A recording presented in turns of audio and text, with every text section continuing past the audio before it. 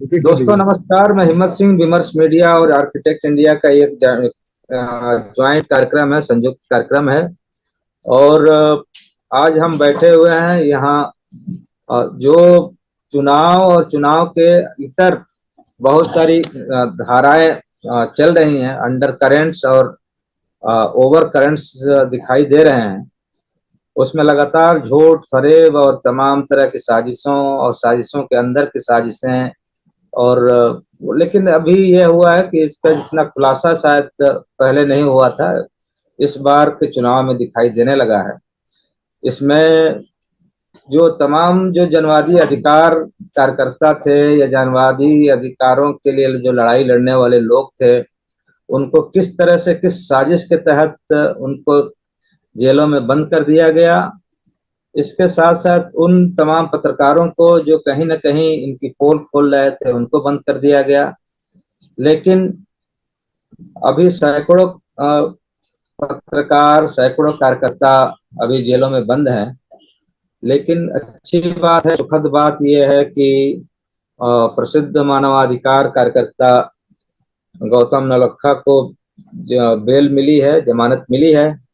और ये एक बड़ा अजीब मामला है कि एक बार कोर्ट जमानत देती है और दूसरे ही क्षण जो है जो सत्ता पक्ष है वो उसको फिर से पलटवा देती है, उस जमानत को खारिज करवा देती है या उस पर स्टे लेके फिर से उनको सड़ने के लिए डाल दिया जाता है।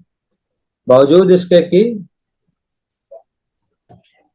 गौतम नवलखा को छोड़ना पड़ा है और कहा गया है कि नहीं, अब हम कोई कोई आधार नहीं बनता है कि हम इनको और ज्यादा रखें।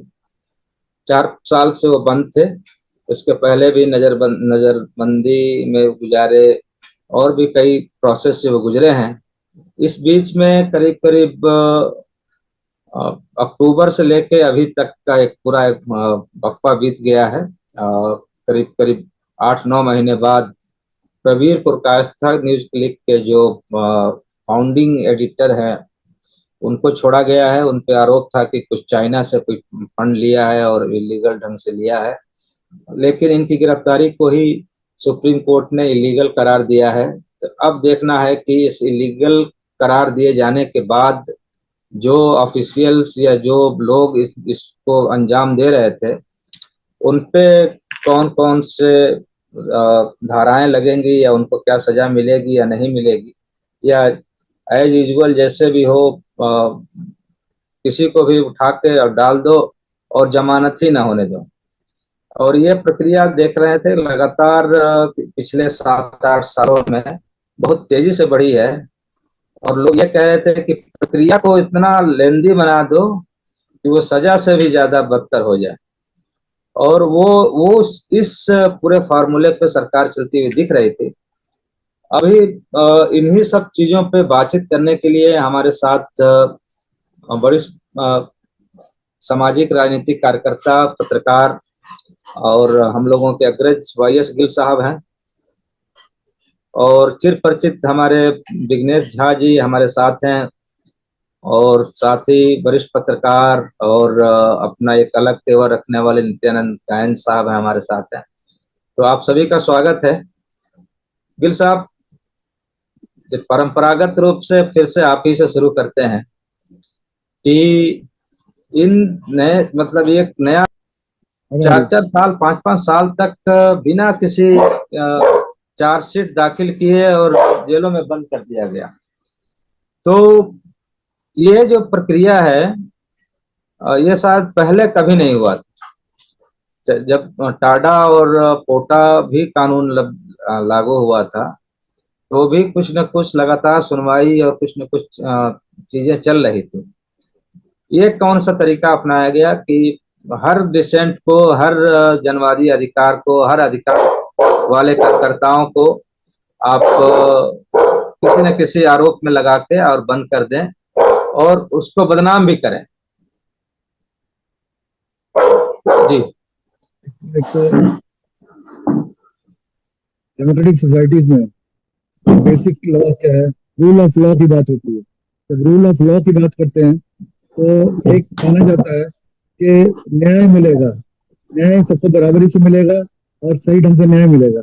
न्यायपूर्ण व्यवस्था जो कि जस्टिस विद सिविल सोसाइटी है, जस्टिस, इसमें जस्टिस मिलता है सबको और सही मायने में मिलता है। उसका सबसे इम्पोर्टेंट जो ग्राउंड लॉ है, सबसे जो इम्पोर्टेंट चीज है लॉ, रूल ऑफ लॉ में ये है कि किसी को भी तब तक अपराधी नहीं घोषित किया जा सकता है जब तक कि साबित ना हो जाए।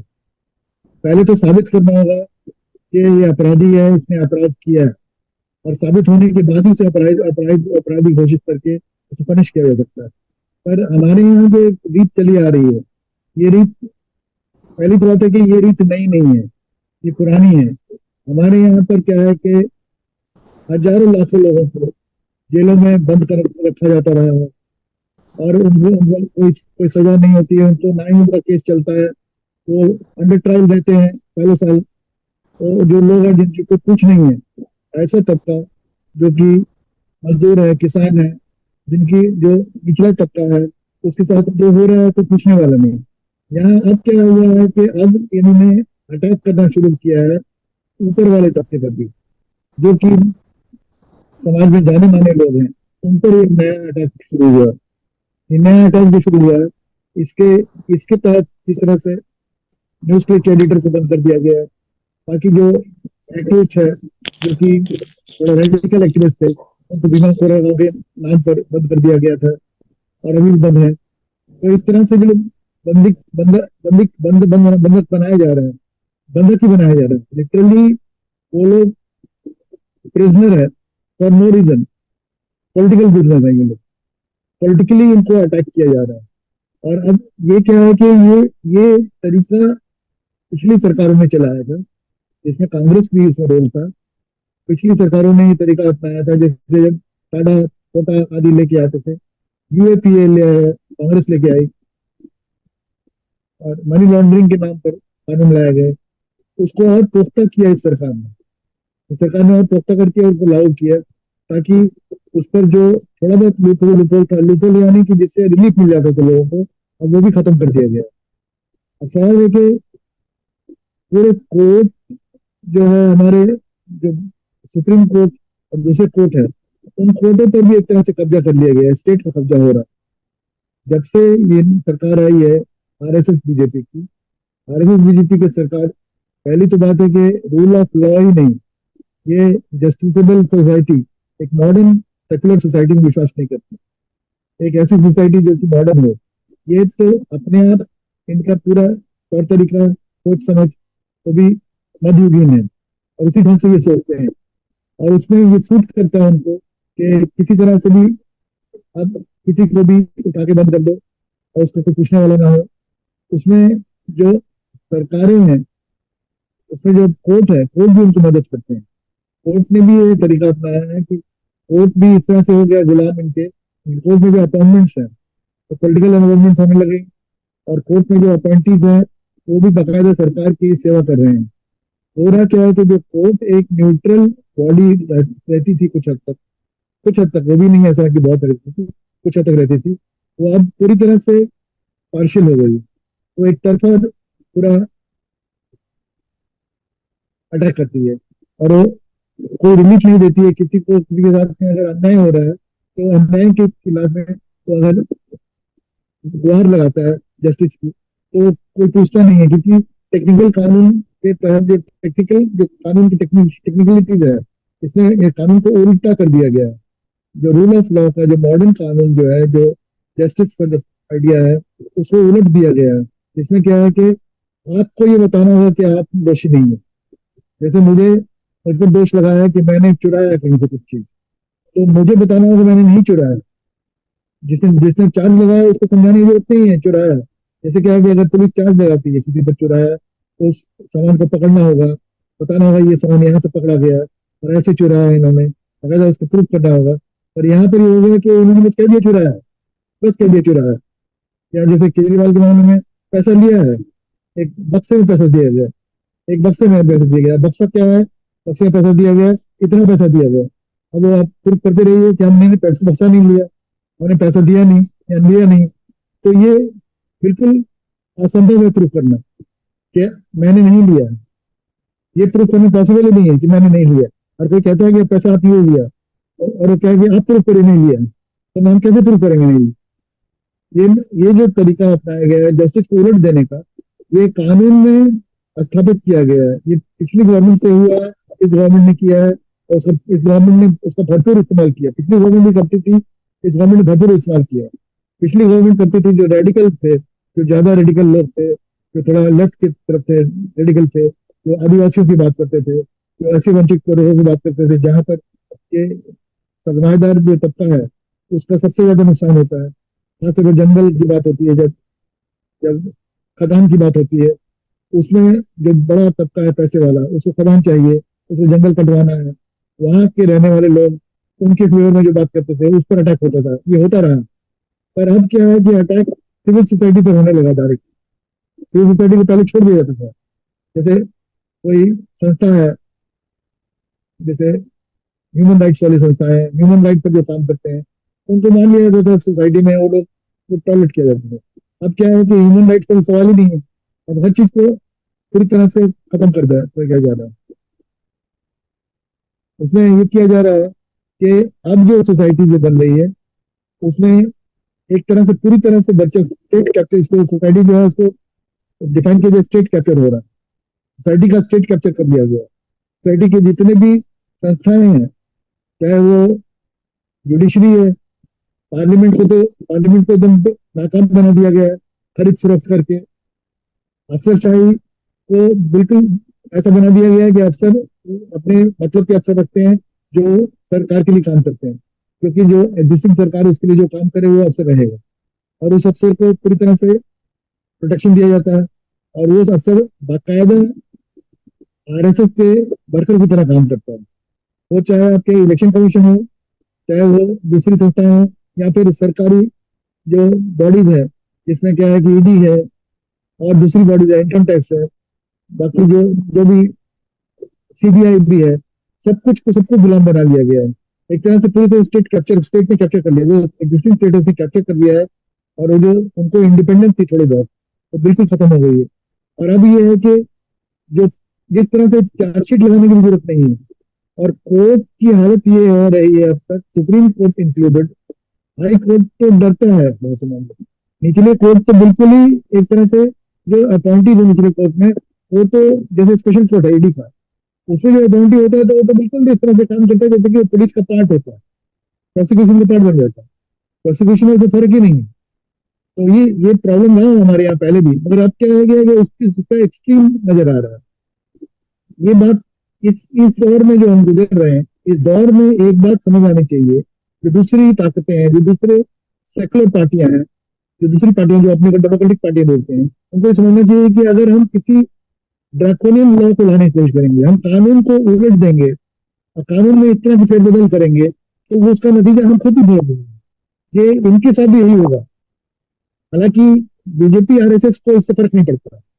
बीजेपी आरएस तो इस सिस्टम में नहीं विश्वास करती। उसके लिए क्या है कि ये पूरी तरह जो निजाम है, अभी का जो डेमोक्रेटिक निजाम है, सेकुलर डेमोक्रेसी, ये उसके लिए एलियन है। वो तो इसको उलट देना चाहते हैं, खत्म कर देना चाहते हैं। तो वो है कि फांसीवाद का एक न फांसीवाद है अभी, फांसीवाद पूरी तरह आया नहीं, ये फांसीवाद की तरफ जा रहा है। और इसमें क्या है कि आपके बहुत से लोग जो है, जो लिबरल लोग हैं, उनका भी कंट्रीब्यूशन है उसको हेल्प करने में। तो अब हम ऐसे पॉइंट पहुंच गए हैं जहां पर वो उसकी जो फैंग क्या बोलते हैं, जो होते हैं ना, फैंग होते हैं, जो सांप का दंत, विष जो उसका दांत होता है जिसमें विष निकलता है, वो अब पूरी तरह से खोल दिया गया है। वो एक तरह से किसी को भी उसके चपेट में लेने के लिए तैयार है। तो यही हो रहा है अभी। और जो अभी हाल में जो कोर्ट ने कुछ डिसीजन लिए हैं, वो भी लगता है कि रिलक्टेंटली, इतने बार रिजेक्ट करके, उसी चीज जिन पॉइंट को रिजेक्ट किया था उसी पर अब डिसीजन लिया गया, हाँ छोड़ दिया गया। जिन पॉइंट्स को पहले रिजेक्ट किया गया बार बार, अलग अलग कोर्टों में रिजेक्ट किया, अब उसको वो कह रहे हैं। तो ये जो एक बदलाव आ रहा है, कहीं वो कोर्ट में बैठे लोग, मैं किसी का अपमान नहीं करना चाहता हूँ, या जो जो भी लोग बैठे हैं, जो यहाँ पर जो ब्यूरोक्रेसी में बैठे लोग हैं, उनको कहीं भनक तो नहीं लग गई है कि बदलाव आ रहा है, तो इस डर से कुछ कर रहे हैं। अभी भी मुझे पूरा विश्वास नहीं है कि ये कोई एक बेसिक डिसीजन, जो डिसीजन है ये कोई प्रिंसिपल डिसीजन नहीं है। ये ऐसा नहीं है कि ये अभी ये जजमेंट दे दिया गया, इस जजमेंट के आधार पर आगे नहीं होगा उन पर अत्याचार। अब जैसे केजरीवाल का केस है, तो इंटरिम जजमेंट देना, इंटरिम रिलीफ देना, उसमें इंटरिम रिलीफ में क्या मामला था? आपने रिलीफ दिया, उसको इंटरिम बोलना जरूरत क्या था?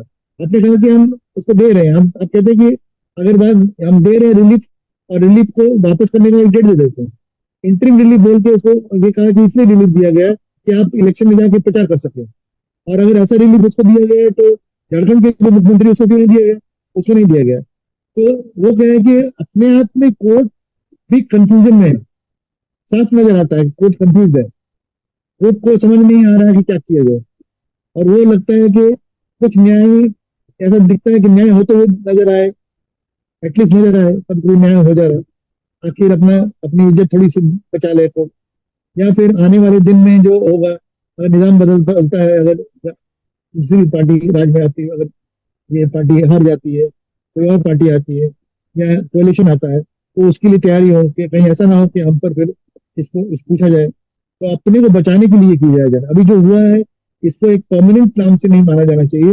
ये है कि एक स्टॉप गैप मामला है, और शायद भनक लग रही है लोगों को बदलाव, इससे ज्यादा और नहीं लग सकता। जी बहुत बहुत धन्यवाद गिल साहब। अ, विघ्नेश भाई, आप अपना ऑन कर लीजिए। जी अ, दो तीन जैसे गिल साहब के ही बात से कुछ चीजें निकल के आ रही हैं। एक तो उन्होंने कहा कि सिविल सोसाइटीज का एक शब्द है, और आप उसको शायद पांचवा खंबा बोलते हैं, मतलब जी जी सिस्टम का पांचवा खंबा। और उस पर सबसे ज्यादा हमला हुआ। उसमें चाहे वो मानवाधिकार हो, ट्रेड यूनियन वर्ग के लोग हों, या समाज के तमाम मुद्दों पे, पर्यावरण के मुद्दों पे काम करने वाले जो संस्थाएं हैं, वो उनको एक तो इकोनॉमिकली इस तरह से उनको खत्म कर दिया गया कि इनकी रीढ़ ही तोड़ दिया जाए। दूसरी ओर उसके बावजूद जो कार्यकर्ता काम कर रहे थे, जल जंगल जमीन की लड़ाई के लिए काम कर रहे थे, और एक सर्वमान्य ढंग से वो उन जगहों के लिए एक बड़े उम्मीद के रूप में जाने जाते थे। उसमें सुधा भारद्वाज से लेके गौतम नवलखा से लेके एक जो फादर स्टेन थे, जिनकी कहिए कि मतलब हिरासत में ही मौत हो गई एक तरह से, जेल में ही वो, मतलब बेल भी नहीं मिला। बरबर राव थे, उनको मेडिकल टर्म्स पे रिलीफ मिली थी। तो ये लोग तो कोई ऐसा कोई बड़ा माने राजनीतिक रूप से कोई इनके किसी भी सरकार के लिए कोई बहुत बड़ा वो नहीं था, खतरा तो नहीं थे, लेकिन इनसे क्यों डर लगने लगा था? जी सबसे अहम प्रश्न है, और आज हम लोगों ने सोचा था कि जल्दी खत्म करेंगे, लेकिन ये ऐसा प्रश्न है कि आज भी देर से खत्म होगा शायद। मैं ये नहीं कह रहा हूँ कि देर से ही खत्म होगा, जल्दी कोशिश करूंगा, लेकिन बहुत सारे पहलू हैं। सबसे पहला पहलू ये है, अच्छा हुआ आपने रिपीट कर दिया गिल साहब की बातों को। एक्चुअली मुझ तक वो आवाज कम पहुंच रही थी, थोड़ी धीमी पहुंच पा रही थी। तो पूरी तरह से सहमत होते हुए अब इसको थोड़ा सा पीछे ले जाना पड़ेगा कि देखिए 2008-9 से आप देखेंगे, आप गूगल पे सर्च कीजिए activist, media persons, political opponents, जैसे जितने संस्थान थे, जुडिशियरी, यहां तक कि जुडिशियरी, इलेक्शन कमीशन, मैं 2008 की बात कर रहा हूं, इलेक्शन कमीशन, जुडिशियरी, बाकी जितने भी संवैधानिक संस्थान वो नॉर्मली बहुत ही नॉर्मली काम कर रहे हैं। लेकिन उसके बाद धीरे धीरे आप जब सर्च करके देखेंगे, आपने जितने के नाम लिए हैं, ये सुधा भारद्वाज जी के, फादर स्टेन स्वामी के, बकर राव के का नाम लिया। मैं भी नाम कुछ जोड़ सकता हूं आपको। मैं नाम जोड़ना चाहूंगा संजीव भट्ट जी का, जो गुजरात कैडर के आईपीएस थे,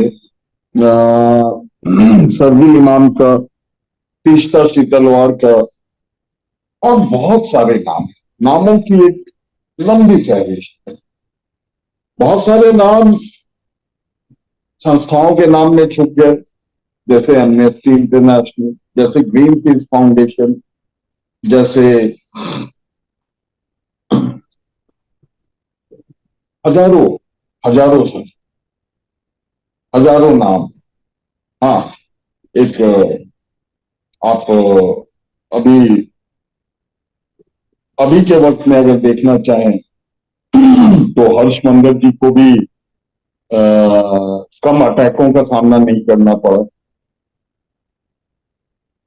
आखिर ये लोग क्या करते हैं? अच्छा, दूसरी ओर 2008 से जो कवायद शुरू हुई तो 2012-13 तक जाते जाते बहुत सारे मीडिया संस्थान जो हैं वो कॉर्पोरेट के हो गए। बहुत सारी संस्थाएं आप देखेंगे हर चीज का अच्छा और बुरा इस्तेमाल होता है। सीएसआर, कॉर्पोरेट सोशल रेस्पॉन्सिबिलिटी, उसका एक इस्तेमाल पॉजिटिव तौर पे होता रहा। लेकिन 2014 के बाद देखिए रिजल्ट दिखा है 2014 के बाद, लेकिन जो एक कवायद थी ये मैं मानता हूं कि 2007-8 से शुरू हो गई। क्यों इस पे थोड़े देर से आऊंगा इसको पूरा करके कि संवैधानिक संस्थाओं में 2014 तक तो चुनाव ठीक चला। 2014 के बाद जो है वीवीपैट आना शुरू हुआ, जो कोर्ट कचहरी, उच्च न्यायालय, उच्चतम न्यायालय, इन सब के जो निर्णय आने लगे उसमें लोगों को दबाव महसूस होना शुरू हो गया कि या फिर एक राजनीति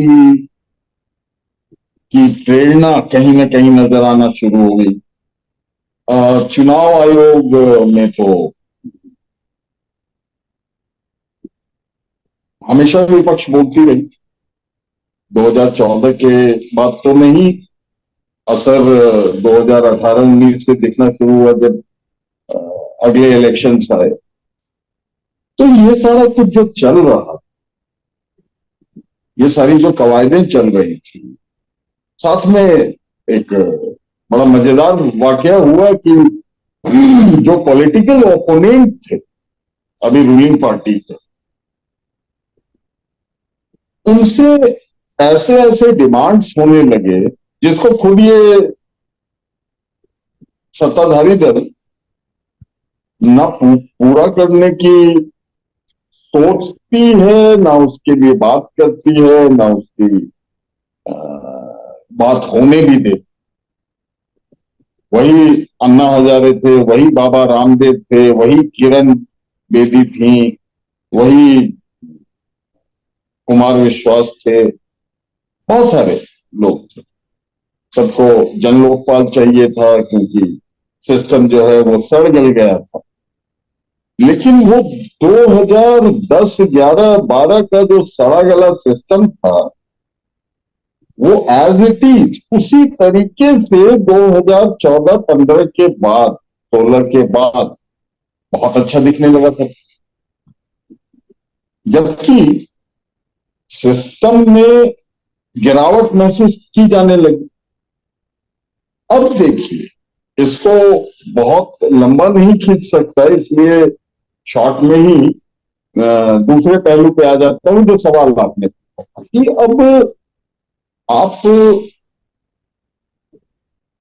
हमारे दर्शक, हमारे जितने भी दर्शक भाई हैं, जो हम लोग हैं पैनल में, जो हमारे साथी हैं, उन्हें एक बार सोचना चाहिए कि आखिर कौन है जो इन सारे, देखिए ये सारी राजनीतिक गतिविधियां थी, फ्रंट पे एक राजनीतिक दल है जो इसका बेनिफिशियरी, लेकिन आखिर कौन, किसे बड़ा फायदा हो सकता है इस पर्टिकुलर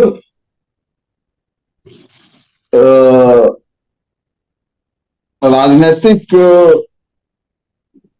और आर्थिक एक्टिविटीज का जो जाल सब बुना हुआ दिखता है, उससे किसको फायदा हो सकता है? आखिर जब राजनीतिक लड़ाई है दो दलों के बीच में या फिर कई सारे दलों के बीच में, तो social activist, student activist, environmental activist, cultural activist, नाम तो हमने उनका नहीं लिया, हमारे पंसारे साहब थे, हमारे दाभोलकर साहब थे, हमारी वो मैं नाम भूल गया, गौरी लंकेश, गौरी लंकेश जो एडिटर थी वो थी। उनका क्या था? उनका सांस्कृतिक एक्टिविज्म था, वो अंधविश्वास को धर्म से बाहर निकालना चाहते।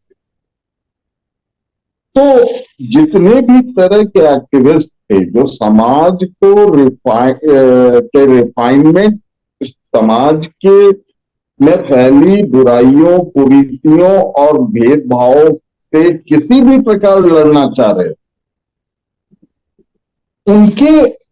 उनके समूल नष्ट हो जाने से किस तंत्र को फायदा? उसके लिए अपना राजनीतिक चेहरा, जो भी है चेहरा, राजनीतिक चेहरा, जो भी दल है जिसको खड़ा करके ये सारी चीजें करवाई जाती हैं, जो कवायदें होती हैं, तो फायदा आखिर मिलना किसको है? मान लीजिए एक एग्जांपल और देता हूं, आज का देता हूं। कोविशील्ड, कोवैक्सीन जी, कोविशील्ड, हाँ, एस्ट्राजेनिका का जो था, हाँ, कोविशील्ड का साइड इफेक्ट जो है उस पे रिपोर्ट आ चुका है, रिपोर्ट क्या कहें, एक उसका खुलासा हो चुका है, उन्होंने एक्सेप्ट भी कर लिया है कि इसके साइड इफेक्ट्स। लेकिन आज जो है वो कोवैक्सीन के साइड इफेक्ट का भी खुलासा हो गया। अच्छा, और जितने भी वैक्सीन अगर ढंग से परीक्षण हो तो सारे वैक्सीन जो हैं, जो आनंद फानंद में लोगों को लगवाए गए, मैंडेटरी किए गए, उन सब में आपको खराबियां दिखेंगी, उनके सबके साइड इफेक्ट्स दिखेंगे, क्योंकि एक वैक्सीन 3 साल से कम समय में एक ऐसा वैक्सीन डेवलप ही नहीं हो सकता जो हानि रहित हो, पहली बात। दूसरी बात यह है कि एक स्टडी आया है जिसमें यह पता चला है कि प्लास्टिक वाले प्रदूषण के अंतरराष्ट्रीय स्तर पे उससे लड़ने का जो एक कमिटमेंट होता है, वो देने में भारत सरकार बहुत ही पिछड़ी हुई है, जिससे कि प्लास्टिक के प्रदूषण से जो खतरा है इंसानी जानों को, जो हमारी सभ्यता को, हमारे देश को जो खतरा है, वो काफी बढ़ता जा रहा है। अब ये लोगों के हेल्थ और पोल्यूशन से संबंधित मामला है। क्या है कि इसके डिटेल में जाएंगे तो आपको मिलेगा कि ये बहुत तेजी से कैंसर फैला रहा होगा। तो ऐसी जो चीजें आ रही, ऐसी चीजें आप 2012-13 से सत्ता बदलने से पहले से अब तक का, या 2014 से ही रख लीजिए, अब तक का अगर आप देखेंगे तो ऐसे इतने डरावने रिपोर्ट्स आ चुके हैं कि अगर कोई लोकतांत्रिक सरकार होती तो बाजार का नाश हो गया होता। ये जो बड़े पूंजीपति वर्ग, जो बहुत बड़ा पूंजीपति वर्ग है, इसकी कमाई जो लगातार बढ़ती जा रही है, वो कई गुना घट चुकी हो। अभी इसको एक्सप्लेन करने के लिए पूरे किताब की जरूरत पड़ेगी, और जो मैं मतलब कि अवेलेबल करवाऊंगा अपने दर्शकों को, अपने मित्रों को। एकदम मैं थोड़ा जी, मैं 2 मिनट और दे दीजिए बस, कि इन सबको क्योंकि ये महत्वपूर्ण है, ये पूरी एक कड़ी है कि इन सबको दबाए रखने के लिए किस चीज की जरूरत थी और कौन इसे उठाता था। विपक्ष उतना नहीं उठाता, या उतना नहीं उठाता है। विपक्ष 1-2 मुद्दे सेलेक्ट करता है, जो मुख्य मुद्दे होते हैं उसको उठाता है। कोर्ट में 1-2 मुद्दे, 3 मुद्दे, 4 मुद्दे जाते हैं जो बहुत ही महत्वपूर्ण होते हैं, तो उसे उठाता कौन था? उसे 2 स्तर पे उठाया जाता। इस पर ध्यान देने की जरूरत है। उसे 2 स्तर पे उठाया जाता। एक तो मीडिया उठाती थी जब उन तक बात पहुंचती थी, या कोर्ट में मामला जाता था, या फिर विपक्षी दल उठाते थे। मीडिया या तो 2008 से जो कवायद शुरू हुई, मीडिया घराने जो है या मीडिया हाउसेज जो है, उन्हीं कॉरपोरेट घरानों के द्वारा खरीदे जाने लगे। उनपे कैप्चर किया जाने लगा। जो नहीं बिके, हमारी जो लिस्ट है वो उन लोगों की है जो नहीं बिके। उस फहरिस्त में और भी लोग हो सकते थे, लेकिन वो संभल के चल रहे हैं अभी, या फिर उनकी पॉपुलैरिटी इतनी ज्यादा है कि उनपे हाथ अभी देना, शायद इस चुनाव तक देना सरकार के लिए संभव नहीं था।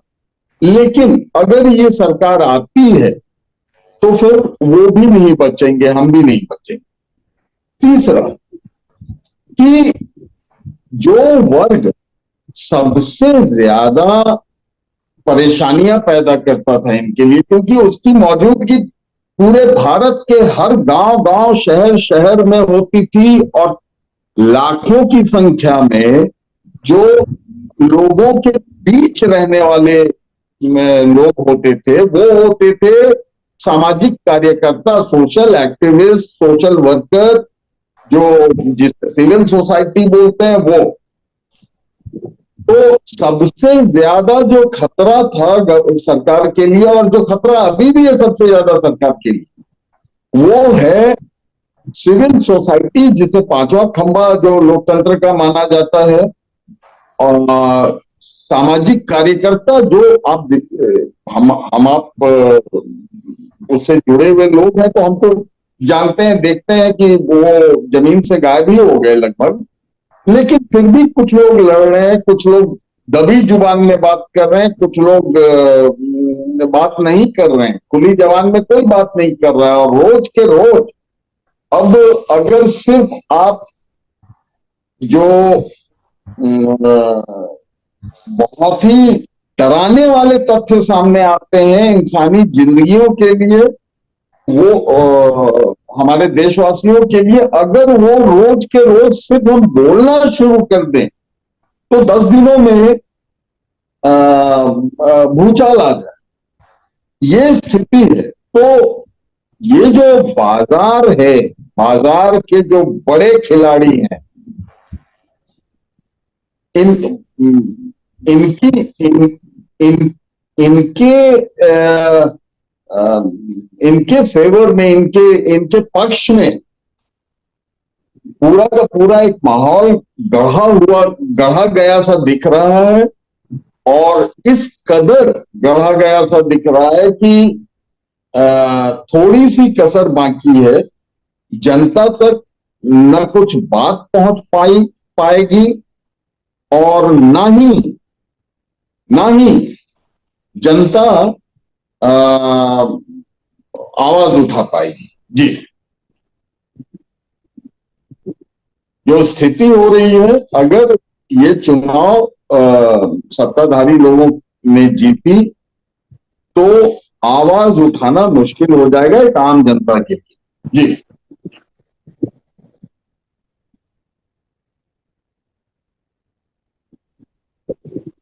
बहुत बहुत धन्यवाद विघ्नेश भाई। नित्यानंद जी, अब आप थोड़ा सामने आइए।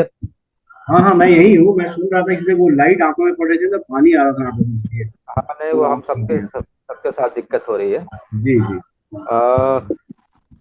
आपको याद होगा 22-23 सितंबर 2018 को जी एक सम्मेलन हुआ था कॉन्स्टिट्यूशन क्लब में, national convention against assault on journalist करके, ये शायद किताब उसका वो था कि कौन कौन लोग बोलेंगे, कहाँ कहाँ कितने कितने लोग जेलों में बंद है, कितने लोग मार दिए गए हैं, खास करके पत्रकारों के संदर्भ में बता रहा हूँ। अभी जितने बड़े संस्थान हैं जो ठीक ठाक सैलरी वगैरह मिल जाती थी, एक घर परिवार चल जाता था, वहां से तमाम ऐसे लोगों को जो कहीं से भी इनके नीतियों के आलोचक रहे हों, और आलोचना इसलिए भी करते थे कि सरकार सुने समझे और उसको ठीक करे, वो सबको एक तरह से धीरे धीरे धीरे धीरे बाहर कर दिया गया। ऊपरी ओर देखेंगे कि जो लोग फिर से सरवाइव करने की कोशिश कर रहे हैं सोशल मीडिया के जरिए, या तो यूट्यूब बंद कर दिया जाता है, या मोनेटाइजेशन बंद कर दिया जाता है, या उनको किसी न किसी आरोप में लगा के जेल में डाल दिया जाता है। और वो प्रवीर पुरकायस्था से पहले आपको याद हो ये जो घटना हुई थी हाथरस। हाथरस वाली, उसमें पप्पन साहब थे, आए थे साउथ से, और उनको क्या क्या इल्जाम लगा के केवल मतलब बेल के लिए भी हालत यह हो गई कि 1.5-2 साल लग गया उनको बेल के लिए। ओबर खालिद से लेकर तमाम जो कार्यकर्ता थे जो सीए एनआरसी के खिलाफ लड़ रहे थे, और अभी जो एल्गार परिषद हुआ था, 200 साल पूरे हुए थे भीमा कोरेगांव के, उसके जो असली कल्प्रिट थे वो तो आज तक नहीं उनके ऊपर कोई आंच आई, लेकिन जो लोग दलितों, शोषितों, वंचितों के लिए एक बड़ा आयोजन किया था, उसको एक बड़े शौर्य के प्रतीक के रूप में अभी भी यहाँ का दलित, शोषित, वंचित भीमा कोरेगांव को मनाता है। तो ये जो पूरी प्रक्रिया है, अब प्रवीर कायस्था का छूटना तो हमें तो खुशी दे रही है, लेकिन बहुत सारे ऐसे पत्रकार हैं जिनके पास जेल में हैं और पैसा नहीं है, ना कोई उनको लड़ाई लड़ने वाला उच्चतम न्यायालय या हाई कोर्ट या किसी में वो जाके वो अपनी लड़ाई लड़ पाए। तो अभी क्या राहत की खबर तो है, लेकिन कितनी राहत इससे महसूस की जाए और कितना अभी अंडर करंट कितना चल रहा है। क्योंकि आप पत्रकार हैं तो मैंने सोचा कि आप ज्यादा बेहतर पुराने समय से लेके अब तक में क्या परिवर्तन हुए हैं, सत्ता का रुख क्या रहा है। नहीं देखिए, पहले सवाल तो ये है कि सबसे पहले आदरणीय गिल सर जो बोल रहे थे वो लगभग पूरी बात बोल चुके हैं। बावजूद उसके एक बात बता, जिस काज उसकी आप दिखाए उसमें मालूम है कि मैं उसमें था, और ये जो जिसमें रवीश कुमार और तमाम लोग बोले थे उस पैनल का, मतलब उसमें मैं था, मॉडरेटर मैं था उसमें, ठीक है, मैं उसमें शामिल था काज वाले में। ये ठीक है, लेकिन एक आप चीजें गिनिए, जैसे आप गिना रहे थे एक रिपोर्ट, जिसने वो जो मुसहर घास खा रहे थे उत्तर प्रदेश में, उसने एक रिपोर्ट छापी थी, मतलब एक खबर दी थी कि घास खा रहे। उसके बाद आप देखिए कि पूरा कैसा हुआ। फिर एक लड़का था वो, उनका नाम था पवन जायसवाल, वो नमक रोटी वाले मिड डे मील में नमक रोटी यूपी की रिपोर्ट की थी। उसके बाद उसके साथ जो हुआ है, तो और जो आप कह रहे थे, थोड़ा उससे पहले करेक्ट कर दूं कि पत्रकार, ऐसा नहीं है कि कांग्रेस के टाइम में पत्रकारों पे हमले नहीं हुए या वो बहुत आजाद थे, ऐसा नहीं है। लेकिन अगर तुलना करें तुलनात्मक रूप से, तो वहां पे ज्यादा बोलने का स्कोप था, आलोचना की जाती थी, लेकिन इस तरह की चीजें नहीं होती थी। पत्रकार उस वक्त भी मतलब ऐसे खतरे में थे, लेकिन बहुत कम वो जो होता है नॉर्मल जो है, वैसे उस तरह का चीज, मतलब उस तरह की चीजें नहीं आई है। जब मध्य प्रदेश में व्यापम का केस सामने आया, उसमें भी कई पत्रकार थे, जिनकी, और सिर्फ पत्रकार नहीं है जो आप ये अभी विघ्नेश जी बोल रहे थे, जो सामाजिक कार्यकर्ता, बताइए कि हिसाब लगाइए कि कितने आरटीआई कार्यकर्ता, कितने आरटीआई कार्यकर्ताओं की हत्या हुई है, या उन्हें डराया धमकाया गया। तो इस तरह से है। दूसरा है कि जो आप कह रहे थे, आप बहुत बड़े में जा रहे हैं, आप याद कीजिए ना, यूनिवर्सिटीज में इन्होंने क्या किया। क्या जेएनयू में जो कथित रूप से जो नारे लगे थे, विवादित जो नारे हैं, क्या जो नारे लगाने वाले, ये तो जो इनके मोदी के बहुत बड़े भक्त थे, जो उधर जम्मू कश्मीर का हिस्सा है ना, वहाँ का जो युवा सांसद जो चुन के आए थे, उसकी उनकी पत्नी जो है वो जेएनयू में थी, वो कन्हैया की क्लासमेट, मतलब वो थी, संपर्क उसमें थी। और उन्होंने बाकायदा उस स्टिंग में कहा, इसी एक गोदी मीडिया के जो है कथित रूप से जो खिचड़ी खा रहे थे, उन्हीं को ही उसमें कहा, स्टिंग में नहीं, वो एक साफ बातचीत में वो रिकॉर्डेड है, और वो कहा कि नहीं, कन्हैया उसमें नहीं थे, इनको पॉलिटिकली फंसाया गया। मतलब मैं किसी चीज का नाम नहीं लूँ, मैं घटना का जिक्र कर रहा हूँ कि किसको फंसाया गया किसको नहीं। मैं जिक्र कर रहा हूँ कि किस तरह की चीजें इस दौरान हुई है। आप देखिए कि पूर्वोत्तर में वो गए थे दो इंडिपेंडेंट जर्नलिस्ट, उनके ऊपर, और सीधा सीधा ऐसा नहीं है, ये राष्ट्रीय सुरक्षा कानून लगने लगा है पत्रकारों पे, ठीक है। सामान्य चीजें, सामान्य जानकारी वो मांग रहे हैं या आदिवासियों पे काम कर रहे हैं। छत्तीसगढ़ में जब बीजेपी की सरकार थी और जब इन्होंने ये सोनी सोरी और वो जो तमाम जो आदिवासियों पे हमले हो रहे थे उसकी रिपोर्टिंग करने गए, तो वहाँ पत्रकारों की एंट्री पे ही बैन कर दिया था इसी रमन सिंह सरकार ने, बीजेपी की रमन सिंह सरकार ने, घुसने नहीं दिया था उनको। तो ये जो सवाल आप पूछ रहे हैं कि अंडर करंट और इसका नहीं है, देखिए कोई भी व्यक्ति जो थोड़ा सा भी डेमोक्रेटिक होगा, वो आपसे, हो सकता है आपसे नाराज हो, लेकिन वो ऐसा नहीं करेगा, वो आपको अपनी बात कहने देगा, अलाउ करेगा। लेकिन मैं आपकी बात को कब मतलब रोकने की कोशिश करूंगा, जब मैं भीतर से डरा हुआ हूँ कि कहीं आप जो कह रहे हैं उससे मेरी छवि खराब ना हो जाए, मेरी चोरी ना पकड़ी जाए, ठीक है। एक होता है कि हमने गलती की और उसे सुधारने का मौका हो, तो आप बता रहे तो मैं सुनता हूँ, मैं कहता हूँ ठीक है, इसे मैं ठीक करूंगा। लेकिन मतलब एक तरह का व्यक्ति ऐसा भी होता है कि जो कहता है कि अरे मुझे तो अभी रहना है और ये मेरा सारा पोल खोल दिए। बावजूद उसके वो, उससे गलती सरकार से इसलिए गलती हुई है कि उसका एक दूसरा पक्ष है कि जैसे जैसे इन्होंने मीडिया को कंट्रोल करने की कोशिश की, आप देखिए कि कितने सारे सोशल प्लेटफॉर्म निकल आए। उसका एक दूसरा पक्ष है, उसका एक पॉजिटिव पहलू ये है कि हम और आप कहाँ बात कर रहे हैं, हम उसी में बात कर रहे हैं। हालांकि इस पे भी वो कंट्रोल करने की कोशिश की, लेकिन कोर्ट का है आ गया। अब मान लीजिए कि वो लड़का है, मुझे नहीं मालूम किस पक्ष का है, लेकिन मिलियंस में जाने लगा है।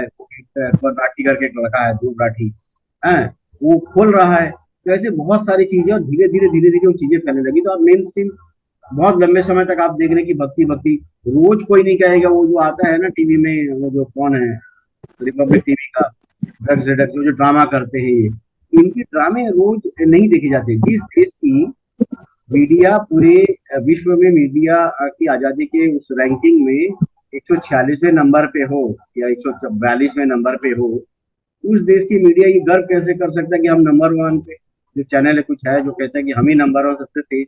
अरे हमारी रैंकिंग कहाँ है, तुम पहले देख लो। ठीक है, तो एक तो ये है। लेकिन शुरू में एक बात मुझे कहनी थी कि मेरे मन में आ रहा था, जो गिल सर कह रहे थे वो बहुत महत्वपूर्ण ये है कि आप याद कीजिए, गौतम नवलखा पत्रकार थे, और जो भी था उनका जो मामला आया था, आपको याद होगा कि तत्कालीन वक्त के जो अभी जो राज्यसभा में बैठे हैं गोगोई साहब, उनको मिलाकर कुल 5 जजों ने, सुप्रीम कोर्ट के जजों ने उनके मामले की सुनवाई से खुद को अलग कर लिया था, बिना वजह बताए। आप इससे आप समझिए कि मतलब जिस जुडिशरी में एक एक लाइन आ जाती है और उछलने लग जाते हैं ना हम लोग कि उम्मीद है उम्मीद है। आप याद कीजिए, यही लोग, वो जस्टिस गोगोई साहब जो है, तो उसमें भी शामिल थे जिन्होंने कहा था डेमोक्रेसी एड्रेस में प्रेस कॉन्फ्रेंस करने आए। उस व्यक्ति ने, भाई अगर आप यहाँ 5 लोग बैठे हैं और मेरे साथ एक बात हुई, और मान लीजिए कि आप लोग जज हैं, उसमें प्रमुख आप हैं, और मैं कह रहा हूँ कि भाई ये है कि मुझे इस तरह से एजेंसी सता रही है या मेरी सुनवाई, आप कहते हैं कि यार कोई बात नहीं तो भेजो, हम अलग हो जाते हैं। आप काहे के जज है भाई? कारण तो बताइए, क्यों नहीं सुनेंगे? मैं फरियादी हूँ। मैं आम जनता के लिए कहना चाहता हूँ, जो सामान्य लोग हैं जिनको कानून की समझ नहीं है, उनको मालूम है कि माई बाप है, यही हमको दिलाएंगे, हमारे साथ अन्याय हुआ है। तो एक व्यक्ति जो कह रहा है कि भाई मेरी सुनवाई कीजिए, मेरी इसमें रोक लगाइए, आप उससे अलग कर लेते हैं। और उस वक्त शायद नहीं पता चला, लेकिन जब आप रिटायरमेंट आपकी हो जाती है, उसके बाद आप जहां जाके बैठते तो आपको पता नहीं चलता कि आप किसके साथ मिले हुए थे। नंगे होते हैं आप इस तरह से, कोई व्यक्ति। इसलिए जो आप सवाल कर रहे हैं, मीडिया पे बहुत ज्यादा प्रेशर पड़ा है, मीडिया की रैंकिंग से पता चलता है। लेकिन जो मैंने शुरू में कहा कि ऐसा नहीं है कि पहले की सरकारों में बहुत ज्यादा होती है, ऐसा नहीं है। लेकिन दूसरे मुकाबलों में, मतलब आज की सरकार की इसकी अगर तुलना की जाए, तो पहले मीडिया ज्यादा आजाद थी, उसे आलोचना करने का हक था, वो आलोचना करती थी। इनफैक्ट इन्हीं की सरकार जो अभी है, वाजपेयी की आलोचना होती थी। वाजपेयी इन्हीं के वो है ना, जिसके जिसके लिए ये लोटा वोटा बहाए थे ना। तो ऐसा नहीं है, तो उनकी भी आलोचना हुई। लेकिन उस वक्त मीडिया के साथ इस तरह से, मतलब इतनी बर्बरता से, मैं से बर्बरता इसलिए कह रहा हूँ कि भाई किसान आंदोलन कोई कवर करने गया है, आप उसे उठा लेते हो, ठीक है ना। और मीडिया को छोड़िए, आपने जो सोशल मीडिया पे जो ट्वीट्स कर रहे थे, आपने वो अकाउंट्स बंद करवा दिए। आप ये लाने की, वो तो सुप्रीम कोर्ट ने कह दिया बीच में कि आप ऐसे वो नहीं लगा सकते, आप जांच करेंगे। आपने एक कमेटी बना दी कि हम जांच करेंगे, सरकार की एक कमेटी होगी, वो जांच करेगा कि क्या जा रहा है, क्या फैक्ट चेक वाली जो कमेटी, उसको भी सुप्रीम कोर्ट ने कहा कि ऐसा नहीं करेंगे तब तक वो रोक के रखेंगे। कौन है आप फैक्ट चेक करने वाले भाई? मतलब फैक्ट अगर आपके फेवर में नहीं हो तो फैक्ट नहीं माना जाएगा, उसे सच नहीं मानेंगे आप। और ये बहुत विजुअल है, ऐसा नहीं है कि आज की तारीख में भले ही कुछ लोग भक्ति करें, चीजें करें, लेकिन ये तो बात तय है ना कि जो हो रहा है, ऐसा नहीं है जो चिल्ला के बोल रहा है कि मैं ये कर दूं, उसको ही मालूम है कि उसके घर में आटा खरीदने का पैसा नहीं, उसको भी ये बात मालूम है। वो भले ही बाहर घूमता, काम नहीं है, बाहर ही घूमेगा ना यार। आप एक बात बताइए, आप हमको काम नहीं देंगे, हम यहीं जाके अड्डा मारेंगे बाहर, खाली टाइम हम करेंगे क्या? ना तो दिमाग की क्रिएटिविटी है नहीं, आप दिन भर वो लगा दिए, रील लगा दिए। आपने अभी सुना था कि वो एक घटना आई थी कि टीडीपी का कोई वो है ना, टीडीपी पार्टी, उसका कोई समर्थक सपोर्टर है, उसने अपनी माँ की हत्या कर दी क्योंकि उसने वाईएस, वो जो है जगन मोहन के पार्टी को वोट दे दिया। तो आप इस कदर आपने लोगों को कर दिया है कि वो ऐसा लगता है कि मोबाइल में सब कुछ है, उस मोबाइल के अंदर सब कुछ है।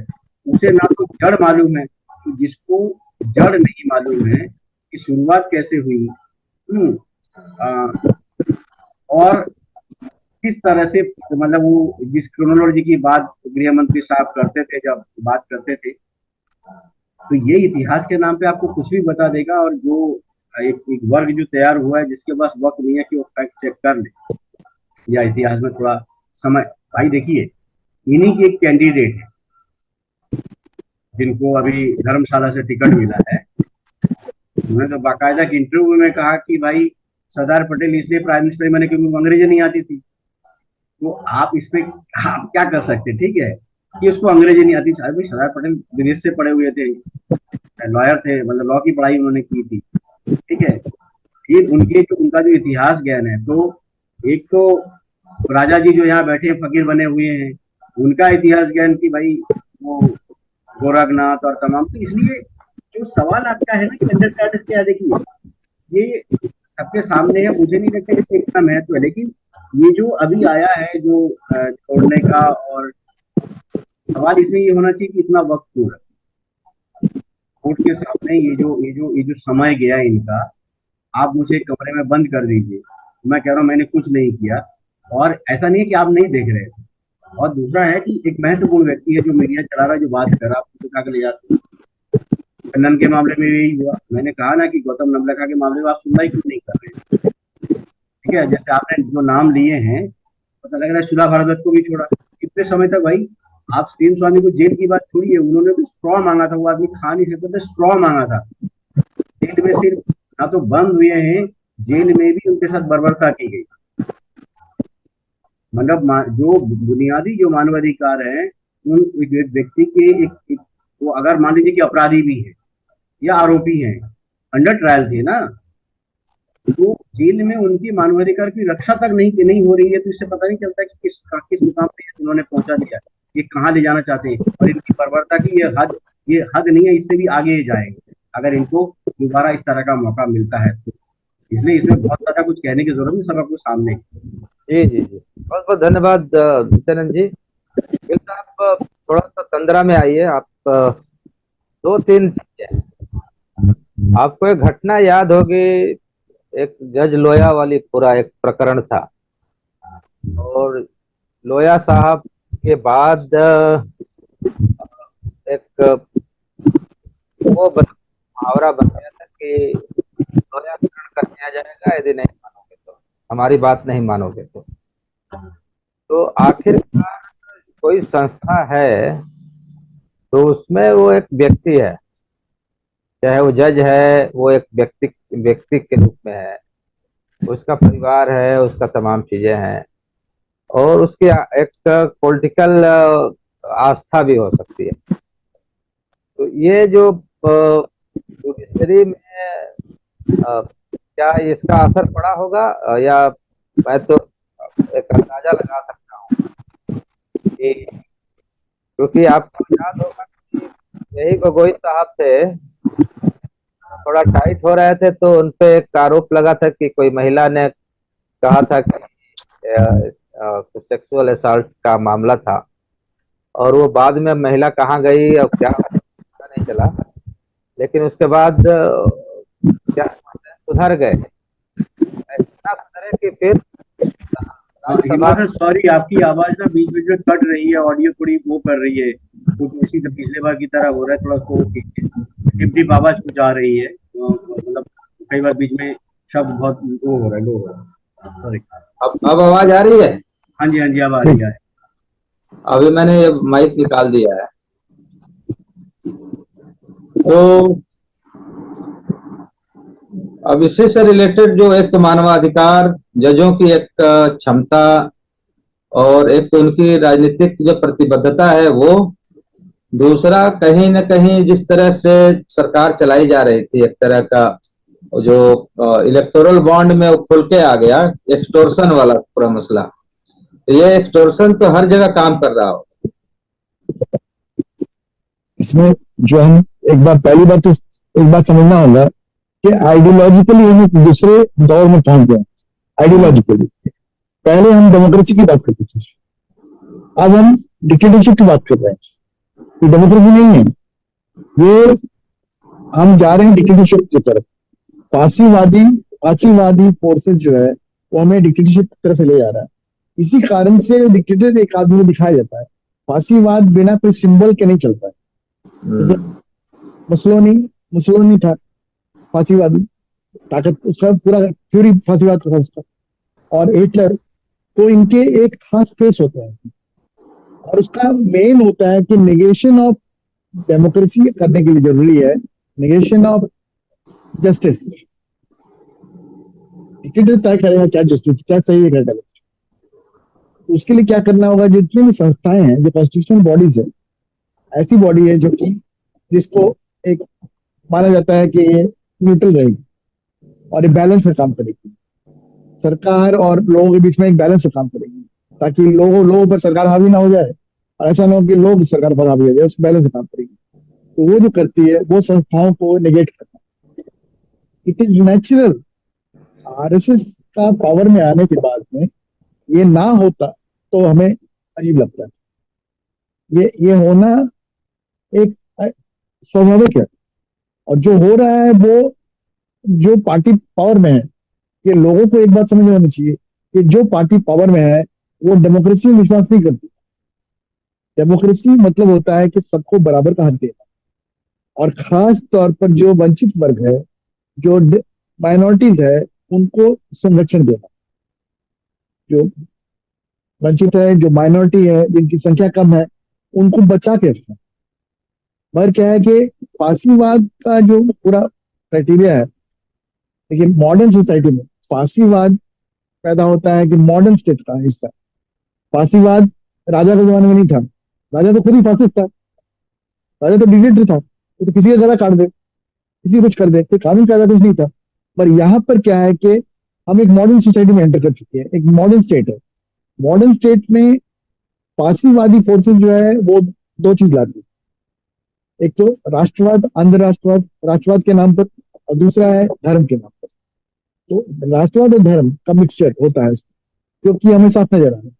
और उसके नाम पर वो ऐसा काम करते हैं कि वो है कि हमें जो संस्थाएं उनकी जरूरत है, ये संस्थाएं बैलेंस क्रिएट करती है, तो लोगों को प्रोटेक्ट करती है। उस प्रोटेक्शन को खत्म करने के लिए फांसीवाद के लिए होना, फांसीवाद जो पैदा होता है इसी काम के लिए, और इसको जरूरी है उसको खत्म करना। तो वो जस्टिस और बाकी लोगों की जो आजादी है, इसको कर्ब करने के लिए ये पूरा निजाम चल रहा है। और जो पुरानी जो हमने जो इस देश जो बना, भारत जो बना ओरिजिनली एक डेमोक्रेटिक सोसाइटी, उसके बारे में इनकी राय बिल्कुल उलट है। ये डेमोक्रेसी विश्वास नहीं करते, इनका विश्वास है फांसीवादी ताकतों का। तो उसके लिए फांसीवादी उनके पास लीडर है, और लीडर को पूरी तरह से एसेट करना है। और लीडर को एसेट करने के लिए उसको ऐसा बिल्डअप किया गया है, बाकायदा बिल्डअप किया गया है कि इतना महान, इससे महान कोई नहीं। तो ये बिल्डअप जो किया जाता है, ये हर फांसीवादी फोर्सेस जो है आती है, जब उसका जो मेन डिक्टेटर होता है उसको डेवलप किया जाता है, उसको बाकायदा बनाया जाता है बहुत महान, उसको पूरे उपाधि दी जाती है। सारे कुछ जो हमारे यहाँ हो रहा है, ये बाकायदा वो स्टेप एक के बाद एक हो रहा है। इसमें जो एसेट किया नीतीश कुमार जैसे लोग, आज जो हमारे वो है बहुत से लिबरल टाइप के लोग जो कि इनके साथ बैठे थे पहले बड़े आराम से, अब इनके खिलाफ हो गए, वो सब लोग उसके लिए जिम्मेदार है। जब जर्मनी में फांसीवाद आया तो उसमें लिबरल फोर्सेस की बहुत बड़ा कंट्रीब्यूशन था। लिबरल फोर्स, इवन लेफ्ट आपस में लड़ रहा था कि हमें एक तरफा ढंग से लड़ना है। जैसे बंगाल की बात लगी, बंगाल के बाद बंगाल में हमारे पास कोई चॉइस नहीं होनी चाहिए थी, कोई लेफ्ट की बात नहीं होनी चाहिए थी, किसी की बात नहीं होनी चाहिए थी, सिर्फ होना चाहिए था हमें एक फोर्स को सपोर्ट करना है। और अगर मान लिया ममता से आपका समझौता नहीं भी हो रहा है, तब भी आपको ममता को सपोर्ट करना चाहिए। ये लेफ्ट का काम था, कम से कम। कांग्रेस के बारे में कुछ नहीं कहता, लेफ्ट का काम था कि पूरी तरह से एक तरफा होल हार्टेडली ऐसी फोर्स सपोर्ट करना जो कि फांसीवाद के खिलाफ है। यहाँ पर आंख बंद कर। आज सवाल है कि जो बुर्जुआ डेमोक्रेसी, जो ऐसी, ये भी बहुत फैंटेसी डेमोक्रेसी नहीं है, ये भी डेमोक्रेसी ऐसी है जिसमें कि शोषण बाकायदा बरकरार रहता है। इसको बचाने के लिए अभी क्या है कि वो कुछ हिस्सा है डेमोक्रेसी का। एक डेमोक्रेसी है जिसमें कम से कम राजतंत्र से बेहतर है। उसमें जो फासीवाद आ रहा है, फासीवाद की जो आहट नजर आ रही है, तो पहले से नजर आ रही थी, उसमें हमें उस वक्त से बहुत चौकन्ना होना था।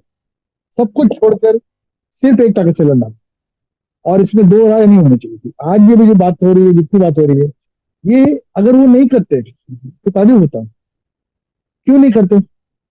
वो ह्यूमन राइट नाम की चीज क्यों टॉयलेट करेंगे? जो डिक्टेटर है ह्यूमन राइट चाहेगा, ह्यूमन राइट को तो खत्म करना चाहेगा। ह्यूमन राइट रहेगा तो हर एक आदमी कहेगा कि हमारा राइट है।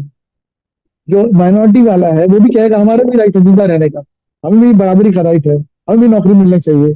जो दलित है वो भी कहेगा हमें ये करना चाहिए, हमें बताओ हमें भी रिजर्वेशन मिलनी चाहिए। तो ये राइट्स तो खत्म करना, आपको फांसीवाद लाने के लिए राइट्स, पीपल राइट खत्म करना होगा। जितने राइट मिल गए हमें इस इस लिमिटेड डेमोक्रेसी में भी, वो सारा कुछ खत्म करो। और वही लक्ष्य है बीजेपी का, आरएसएस बीजेपी का वही लक्ष्य है। और वो कर रहे हैं, वो जो करना के लिए दिमागी तौर पर वो पूरी तैयार है, आइडियोलॉजी है उनको जो आ कर रहे हैं। उसमें उन्होंने अगर जितने मर्डर किए, जैसे आपके वो मैडम लेडी थी जो लेडी थी जो कर्नाटक में, उनका जो मर्डर किया गया, बाकी उनका क्या नाम था लेडी का, गौरी लंकेश। और लंकेश, या इस तरह के जितने भी केसेस हुए हैं, वो सब केस के पीछे में साफ है आइडियोलॉजिकल डिफरेंस। और जो सिविल सोसाइटी पर अंकुश लगाया जा रहा है, सिविल सोसाइटी क्या है कि कुछ ना कुछ कहीं ना कहीं से आवाज उठाते रहते हैं, कुछ करते रहते हैं गड़बड़ शड़बड़। उनको लगता है कि ये अननेसरी गड़बड़ी पैदा करते हैं, इनको खत्म करो, इनको बंद करो। हमारी हम जो संस्थाएं जो हम चलाएंगे, आरएसएस चलाएगी, तो ये तो बाकायदा अपना कैडर से रिप्लेस कर रहे हैं उनको। तो ये वो डिस्टर्बेंस पैदा करने वाले एलिमेंट्स हैं, उन पर अटैक तो होना ही है। अब इनका अटैक जो मेजर आने वाला है, अब आएगा। अगर इस बार वो जीतते हैं तो अब क्या अटैक है पॉलिटिकल पार्टीज पर। पॉलिटिकल पार्टीज को बैन किया जाए बाकायदा। अब जो फांसीवाद का रियल रूप है, इसलिए क्या है कि ये इलेक्शन बहुत क्रूशियल है। और इसमें किसी तरह का जो दो राय होना, जैसे अब बंगाल वाला मसला है, ये दो राय होना कि हम किसे सपोर्ट करना है सवाल ही नहीं है। हमें उसे सपोर्ट करना है जो बीजेपी को, आरएसएस को हरा सके, बस आंख बंद करके। इसमें दूसरा आगे यस नो नहीं था। अब ये केरल में जो फाइट भी हो रही, केरल में भी बहुत क्लियर डिसाइडेड है, जो लेफ्ट वाले लड़ भी रहे, उन्होंने भी किया है कि जो जीतने वाला उसको मदद करो, ऐसा मत करो। अब जैसे जो वहां पर वायनाड में लड़ रही है सीपीआई की women general secretary, women federation general secretary, वो ऐसा कुछ भी नहीं कर रही है। वो कोशिश कर रही है कि बहुत लो की में लड़ रही है, बहुत लो की। तो मगर क्या है कि इसमें क्या है, अभी हमें ये पूरा दौर जो है, ये दौर फांसीवाद का दौर आ रहा है। अभी मैंने कहा कि ये नव फांसीवाद है जो अभी आपने देखा, असली फांसीवाद अब आएगा फुल फ्लेजेड। तब तुम्हारे कोर्ट नहीं रहेंगे, तब कोर्ट भी कोई काम नहीं करेगा, बाकी भी सब उनकी सेवा करेंगे, ब्यूरोक्रेसी भी करेगा। बाकी जो कुछ बचा है पॉलिटिकल पार्टीज वाला, वो सब कुछ खत्म हो जाएगा। और वही पार्टियां रहेंगी, वही फोर्सेस रहेंगे जो कि इस फांसीवादी सिस्टम को नर्चर करेगा। मगर इस फांसीवादी ताकत में एक बहुत बड़ा फोर्स है जो कि इसके बैक कर रहा है, सबसे इंपॉर्टेंट फोर्स, जो कि बाकी हमारे साथियों ने बताया, जिग्नेश भाई ने बहुत क्लियरली इंडिकेट किया कि जो सरमाएदारी ताकत है, सरमाएदारों में जो सबसे ताकतवर सरमाएदार है, वो इसको बैक कर रहे थे अभी तक वो कर रहे थे। उसका कारण था कि नव उदारवाद को पूरी तरह से लागू करने के लिए डंडा चाहिए। उनका कहना था कि पूरी तरह से कुचल देना होगा मजदूरों को, किसानों को, नव उदारवाद को लागू करने के लिए एक बाजार की छूट होगी। किसी को नौकरी में रखो, निकालो, पैसा दो ना दो, सब डिसाइड करेंगे सरमाएदार। वो उसके लिए ये सुटेबल लग रहा था उनको। मगर साथ साथ क्या है कि सरमाएदार जो है वो फासिस्ट नहीं होते, वो बैकवर्ड नहीं होते, बहुत मॉडर्न होते हैं, बहुत आगे तक सोचते हैं। तो उनको ये भी लगता है कि अगर हम यहाँ पर कलह पैदा करें, और यहाँ सिविल वार हो जाएगा तो हमारी दुकानदारी खराब हो जाएगी, तो उसके बारे में सोचता है। इसलिए क्या है कि सरमाएदार भी इस निजाम से बहुत दूर तक जाएंगे ऐसा नहीं, क्योंकि उनके लिए उसको उनको भी हानि हो सकती है। तो अभी तक जो जनरल लग रहा है, जो खबरें आ रही हैं उसके मुताबिक क्या है कि इस जो अभी पार्टी है सरकारी, जो सरकार में है, पावर में, उसके खिलाफ में वोट पड़ रहा है। और लोगों में जो एक उन्माद पैदा किया हुआ है, वो उन्माद सिर्फ धर्म का नहीं है, ये उन्माद राष्ट्रवाद का भी है, अंध राष्ट्रवाद। भारत, इंडिया, इंडिया क्यों है, भारत होना चाहिए, जैसे अभी बोल रहे हैं। तो ये सब जो बात कर रहे हैं, ये अंध राष्ट्रवाद, उसको मिक्स किया जाता है धर्म के साथ। ये भारत होगा तो हिंदू होगा, पाकिस्तान होगा तो मुस्लिम होगा, तो उस तरह से इसको पेश कर रहे हैं लोग। तो वो पूरी तरह से आइडियोलॉजिकली एक नया दौर लाना चाह रहे हैं। इसके खिलाफ लोगों को बहुत सोच समझ के लड़ना होगा, और बिल्कुल पहली लड़ाई होगी, पहला से लड़ाई जैसे इनके खिलाफ लड़ना, उसके बाद कोई और बातें सोचनी है। तो वो अगर हम नहीं करेंगे, जैसे उड़ीसा में है नवीन पटनायक फांसीवादी नहीं है, ना ही राष्ट्रवादी है। नवीन पटनायक सिर्फ अपना उपभोगवादी है, पावर में रहना, पावर का उपभोग करना चाहता है और कुछ नहीं। पर कहना है कि उसका प्राइस क्या दोगे अगर बीजेपी के साथ टाई अप करते हो, व्हाट प्राइस यू पे। आपको क्या लगता है कि कल वो आपको छोड़ेगा अगर वो पावर में आ जाए? आपको भी नहीं छोड़ेगा। ये ध्यान रखना चाहिए लोगों को कि जो अभी लिबरल है, जो इसको सपोर्ट कर रहे हैं, जो भी लिबरल है, नीतीश जैसे लोग और लोग जो अपने लिबरल बोलते हैं, क्या है इतने जानते, अपॉर्चुनिस्ट लोग, ये आज अपॉर्चुनिज्म आप कर रहे हैं सपोर्ट करके छोटे से फायदा के लिए, मगर लॉन्ग टर्म में आपको भी नुकसान होगा, आपके पुश्तों को नुकसान होगा, और आने वाले दिन में देश को बहुत बड़ा नुकसान होगा। क्रांति जो नहीं करना चाहते हैं लोग, मगर कम से कम जो इतना है डेमोक्रेसी जिस हद तक है उसको बचा लिया जाए। ये अभी सिर्फ ये मैसेज जाना जरूरी है। बाकी हम जितनी बातें कर रहे हैं उससे कोई फायदा नहीं। It is a fight against fascism. और फासिज्म को डिफीट करने के एक तरीका है कि बाकी सब डेमोक्रेटिक फोर्सेस, लिबरल फोर्सेस मिलकर एक छतरी के अंदर आके बकायदा पूरी ताकत से लड़े, तभी हो सकता है। नहीं तो लड़ाई जी जी एकदम एकदम आपने क्रक्स रख दिया। और चूंकि देर हो रही है तो आप चाहें तो रुक सकते हैं, नहीं तो आप जाना चाहें तो स्वागत है। और बहुत बहुत शुक्रिया विघ्नेश भाई।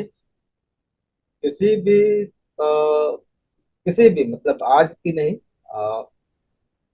रात से लेके और उसके पहले से लेके मतलब हर समाज में कुछ ऐसा वर्ग रहा, हालांकि सबको, किसी को जहर दिया गया, किसी को जला दिया गया, किसी को कुछ किया गया, और हमेशा सत्ता को लगता था कि ये हमारे लिए खतरा है।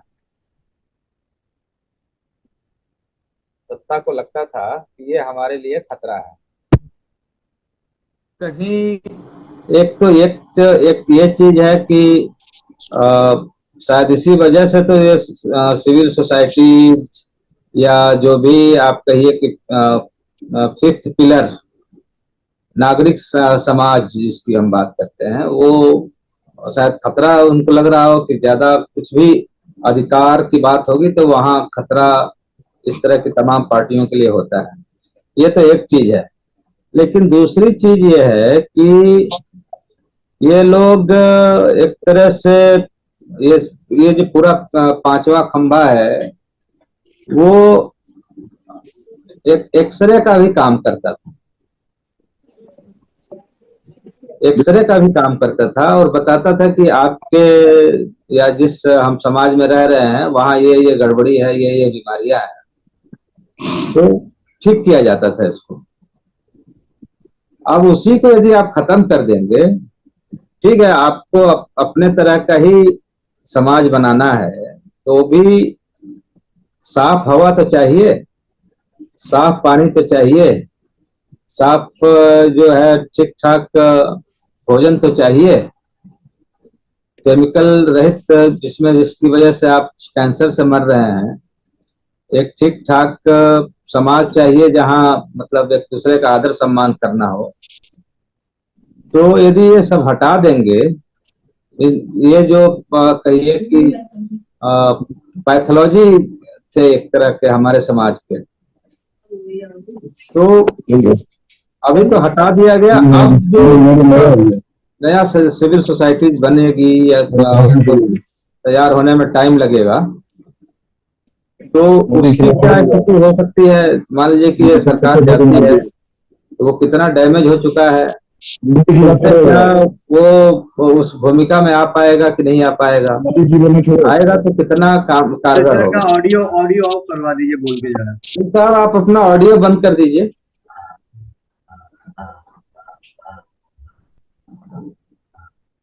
जी जी, तो देखिए, बहुत बहुत ज्यादा महत्वपूर्ण है ये, इसलिए समय भी थोड़ी सी चाहिए होगी, बहुत ज्यादा नहीं लूंगा। आपने कहा कि नया सिविल सोसाइटी गढ़ने में, एक तो अभी हम इस बात के लिए श्योर नहीं है कि ये जो फांसीवादी ताकतें हैं, जो फासिस्ट फोर्सेस हैं, क्योंकि देखिए फांसीवाद का भी अब गिल सर शायद सहमत होंगे कि उसका स्वरूप बदल गया। जो हिटलर या जो मुसोलिनी के टाइम में स्वरूप था वो आज नहीं है। आज जो ग्लोबल जो कॉर्पोरेट बॉडीज हैं, वो बात यह है कि जो सिम्टम होता है, नहीं, एकदम सही है। मैं बस वही है, वो तो स्वरूप बदलेगा ही। जी जी, हाँ, मैं उन्हीं की बातों को आगे बढ़ा रहा हूं। इसका एक जो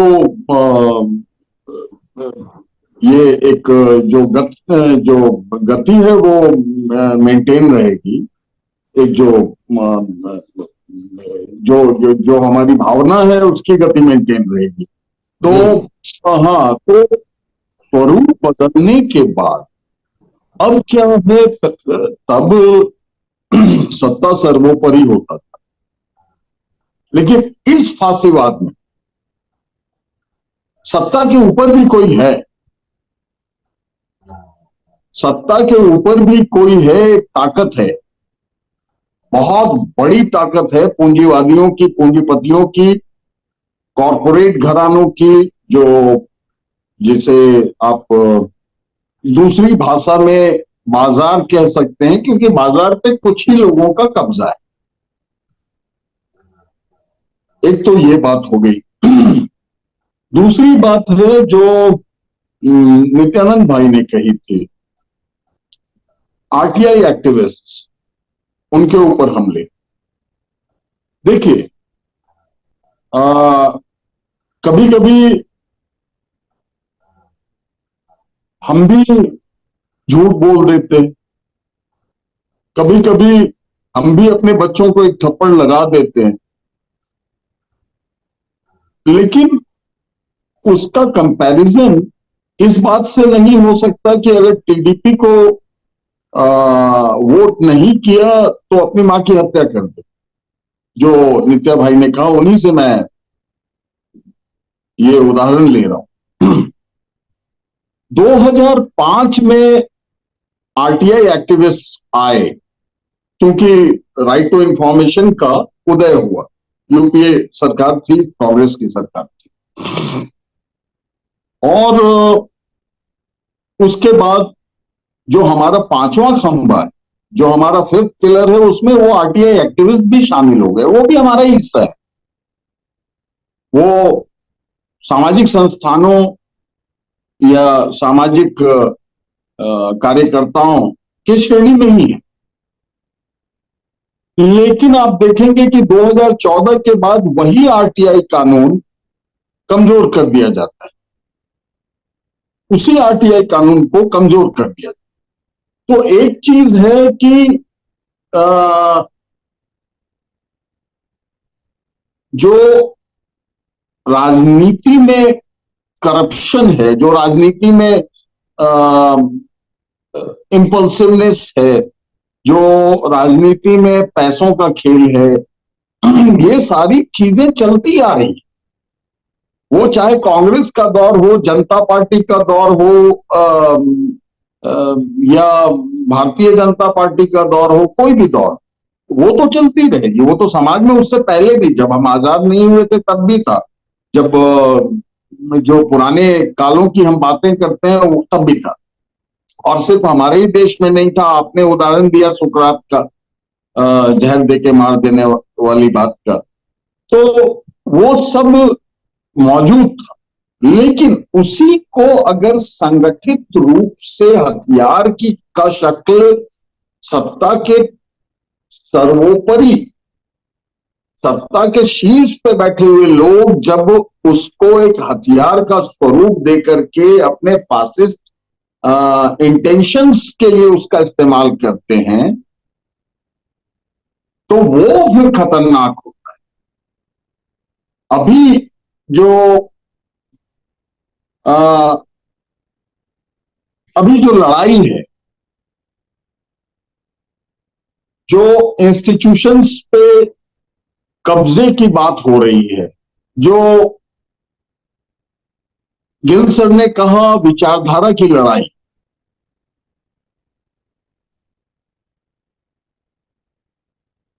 एक विचारधारा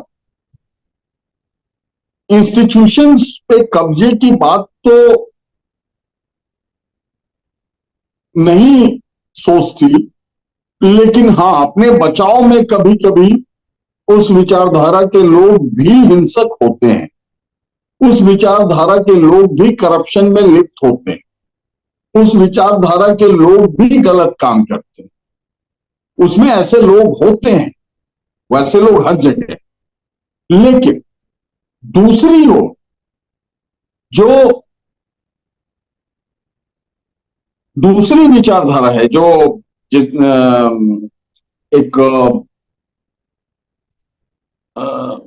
जिसे आप जिसे गिल सर डिफाइन कर रहे थे, इस विचारधारा को संपूर्ण कब्जा चाहिए, पूर्ण कब्जा चाहिए, पूर्ण अधिपत्य चाहिए। पूर्ण अधिपत्य इसलिए चाहिए कि जनता निर्णायक ना हो किसी तरीके से। जी जी। जनता, बस 2 मिनट और लूंगा, जनता किसी तरह से निर्णायक ना हो। अब बात यह आई कि आपने बहुत अच्छी बात कही थी कि इससे साफ हवा तो सबको चाहिए, खाने लायक नॉन केमिकलाइज्ड फूड, जो रसायन रहित सब्जियां हैं, फल हैं, अनाज हैं, ये सबको चाहिए।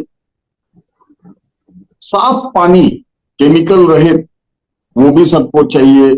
बहुत सारी चीजें, जो ये टेम्परेचर बढ़ रहा है, जिसके वजह से 2-4 दिन पहले थाईलैंड को ये निर्णय लेना पड़ा कि वो बैंकॉक से जो है वो अपना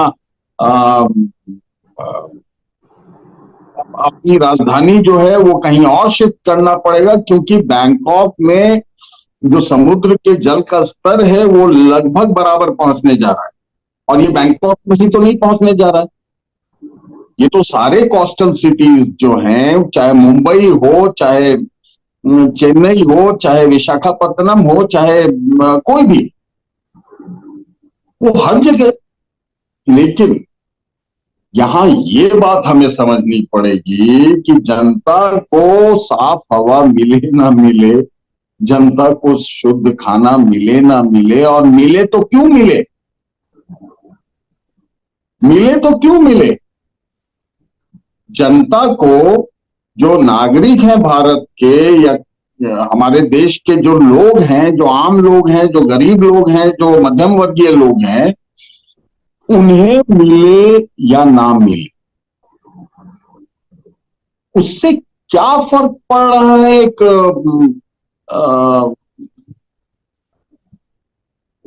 जो अधिपत्यवादी सही टर्म यूज कर रहे थे गिल सर, मैं वो टर्म ही मेरे दिमाग से स्लिप हो गया है। फांसीवाद बोलते थे। फासिस्ट जो, हाँ फैसिस्ट जो रिजीम है, इसको इसको उससे क्या फर्क पड़ता है कि आप मरे या जिए? इसका उदाहरण क्या हमने नहीं देखा है? इसके कई उदाहरण हमने देखे। पूरे देश को ब्लैक मनी, काला धन निकालने पर थोड़ा वक्त और लग जाएगा कि ब्लैक मनी निकालने के लिए, काला धन निकालने के लिए पूरे देश को लाइन में खड़ा कर दिया। उस लाइन में देश के सबसे बड़े जो पूंजीपति थे, एक भी खड़ा हुआ होगा तो मुझे बताइए, पहली बात। दूसरी बात कि ये जो कोरोना के काल में जनता पैदल हजार हजार किलोमीटर, सवा हजार किलोमीटर जो है, 1500 किलोमीटर पैदल जा रही थी, उनके लिए सुरक्षित बसों का कम से कम बंदोबस्त कर देना। इतना टैक्स लेती है सरकार, ये क्या सरकार का दायित्व नहीं था? इसमें कितने लोग मारे गए, सरकार का जो भी डेटा हो, क्योंकि सरकार ये जो फैसिस्ट रेजीम होती है, ये झूठ को अपना हथियार बनाती है, झूठ को भी अपना हथियार बनाती है। तो सरकार जो भी आंकड़ा दे, जो वर्ल्ड हेल्थ ऑर्गेनाइजेशन का आंकड़ा है, वो अनुमान लगा रहे हैं कि 50 लाख के करीब लोग मारे गए, 40 से 50 लाख के करीब लोग मारे गए। तो जो 40 से 50 लाख के करीब लोग मारे गए, उनके घरों के जो चूल्हे हैं उसके बाद जले कि नहीं, कैसे जले, उनके बच्चों का क्या हुआ, उनके विधवाओं का क्या हुआ, या फिर उनके घर में फिर कैसी स्थिति रही, ये देखने क्या सरकार या सरकारी बंदोबस्त गया था? सरकारी व्यवस्था गई? ऐसा कोई प्लान बना? ऐसा कोई? तीसरा, कोविड वैक्सीन, उस समय में ताली बजाओ, थाली बजाओ, जबरदस्त जबरन वैक्सीन लगाओ, ये सब जो चीजें हुई, अब लोग उससे मारे जा रहे हैं। जी जी, मैं थोड़ा सा हम यहाँ जो सवाल था कि जो सिविल सोसाइटीज थी, जी, जो तरह से आपको मतलब एक्सरे की तरह काम करती थी, बता देती थी कि ये प्रॉब्लम है। आपके उसी पॉइंट पे आ रहा था मैं। जी जी जी, उसी पॉइंट पे आ रहा था कि इस पे आवाज पहले 2-4 घटनाएं होती थी तो हमारे संज्ञान में डाला जाता था, मीडिया भी डालती थी, सिविल सोसाइटी मीडिया को बाध्य करती थी डालने के लिए। याद करिए, प्रोटेस्ट में निकलते थे छोटे छोटे स्तर पे, 100 लोगों की टीम, 50 लोगों की का जत्था, 200 लोगों का जत्था निकलता था। मीडिया जब बहुत निकलते थे लोग, तो मीडिया बाध्य होती थी इस बात को पटल पे रखने के लिए, राष्ट्रीय पटल पे रखने के लिए। तो अब ऐसी एक भी आवाज नहीं उठी। वो क्यों नहीं उठी? वो इसलिए नहीं उठी कि ये जो फैसिस्ट सम्राट हैं, इनके आप स्टेटमेंट्स देखिए। इनके स्टेटमेंट्स थे कि एनजीओ जो होते हैं वो पैसा खाने के लिए बनाए जाते हैं, लोगों के रिसोर्सेज पे भ्रष्टाचार करने के लिए बनाए जाते हैं, और एक एक करके उनके एफसीआरए कैंसिल किए जाते हैं। अगर एफसीआरए उन्होंने नहीं लिए तो उन पे इनकम टैक्स का दबाव बनाया जाता है। वो भी ना हो पाया, फिर भी बोलते रहे, भूखे रह के बोलते रहे। तो फिर ईडी है, सीबीआई है, बाकी तंत्र है। तो अब जो है उसको पूरी तरह से खामोश कर दिया गया है, और ये खामोश एक बहुत संगठित प्लान के अंतर्गत किया गया है। मुझे बोलने में कोई गुरेज नहीं है कि एक संगठित प्लान के तहत खामोश किया गया है, और इसके पीछे सिर्फ सम्राट ही नहीं है, वो पूंजीपति वर्ग है जो सम्राट के पीछे खड़ा हुआ है, और जो आपकी आपदा से भी में भी अवसर का तलाश की तलाश जी, जी, एकदम। अब थोड़ा टाइम ज्यादा हो रहा है। जी जी एक लाइन हाँ हाँ। लाइन बोलूं कि आपदा में भी अवसर की तलाश करने वाला वो पूंजीपति वर्ग है। और यदि अब भी जनता को अपनी स्थिति, अपने आसपास की स्थिति नजर नहीं आ रही है, तो जो पिछले डिस्कशन में गिल सर ने कहा था कि ये जो सवर्ण मध्यम वर्ग है उसकी, तो और जो निचले तबके की जनता है उनके बर्दाश्त की ताकत जो खत्म होती जा रही है, वो अगर नजर नहीं आ रहा है तो देश बहुत ही बड़े ज्वालामुखी के मुहाने पे। जी बहुत बहुत धन्यवाद विद्यानंद जी। अपना ऑन कर लीजिए और हम लोग इसको खत्म करना चाहते हैं। गिल साहब ने कहा कि ऐन चुनाव के समय जिस तरह से छोड़ा जा रहा है, मतलब 4-4 साल 5-5 साल से रखा गया, तो कहीं वो कह रहे थे कि कहीं एक जुडिशरी को भी भनक लग गई है कि ये लोग शायद जा रहे हैं और ज्यादा करेंगे तो पूरा मामला उनके खिलाफ चला जाएगा। तो क्या ये इस तरह की संभावना लग रही है क्या? नहीं, मैं इसको दूसरी तरह से देखता हूँ। गिल सर ने जो कहा वो ठीक है, लेकिन इसका दूसरा पक्ष है।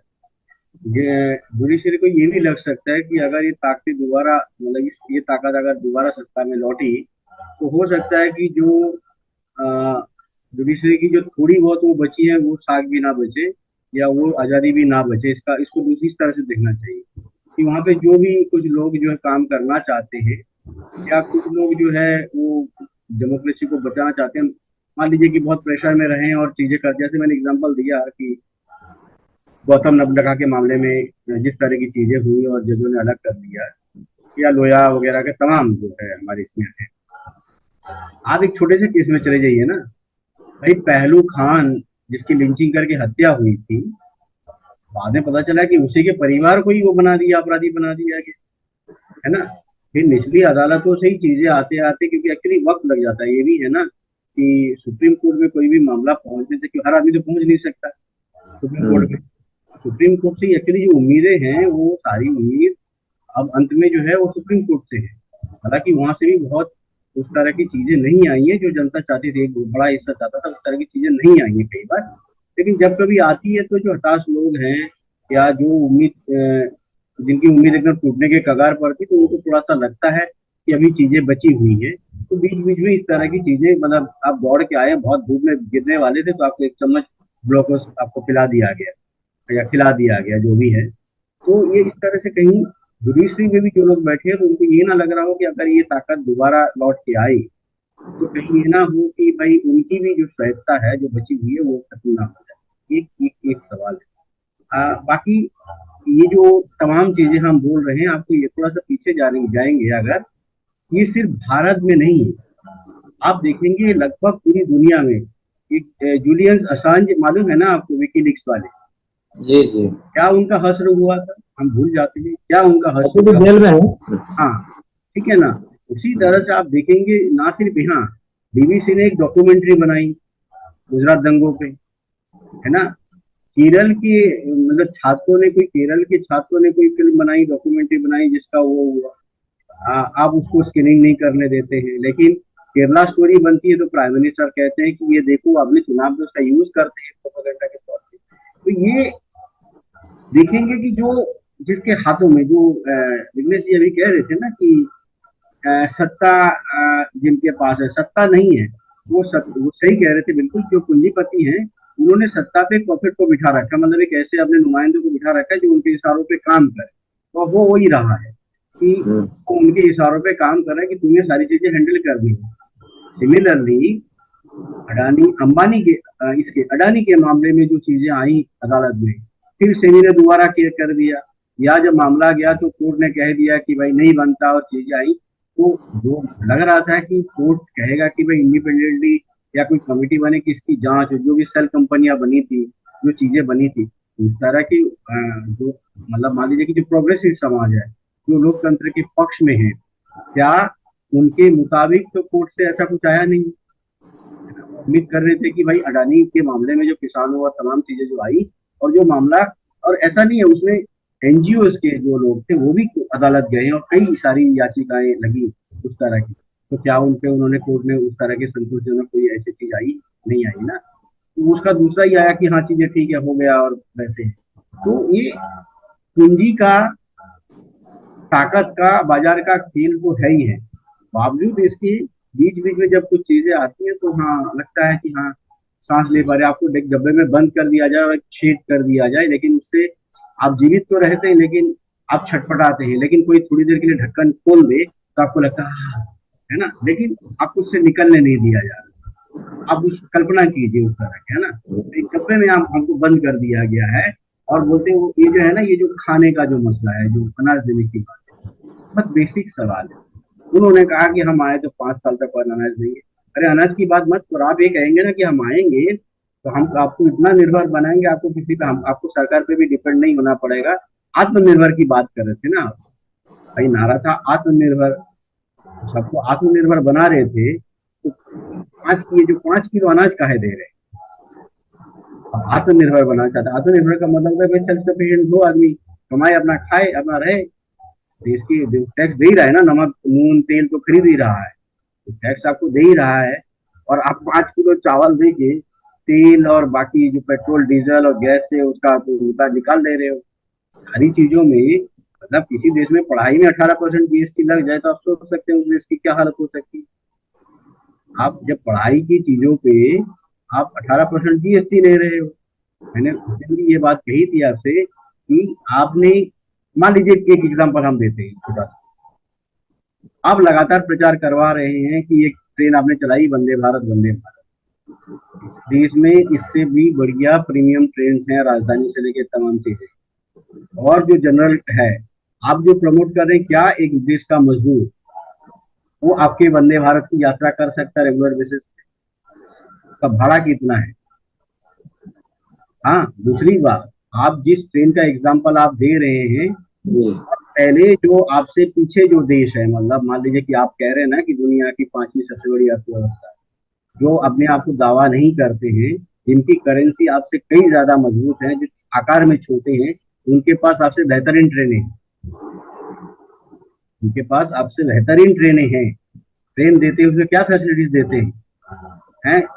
छठ पूजा में, दीपावली में जो तस्वीरें सामने आई हैं वो देख के आप बात कीजिए। तो ये जो आप जो हर चीज में गर्व करना, इसलिए ये जो आपने जो सवाल पूछा, कुल मिला के मैंने जुडिशरी के बारे में पहले ही आपको जवाब दे दिया। तो कहीं जुडिशरी में भी जो लोग बैठे हुए हैं उनको ये लग रहा है कि भाई आए जो थोड़ी बहुत चीजें बची हुई है उसको भी अंत ना कर दे, एक डर ये है। उसको रिवर्स करके जो गिल सर ने कहा वो ठीक है, लेकिन इसलिए नहीं है कि वो नहीं आएंगे।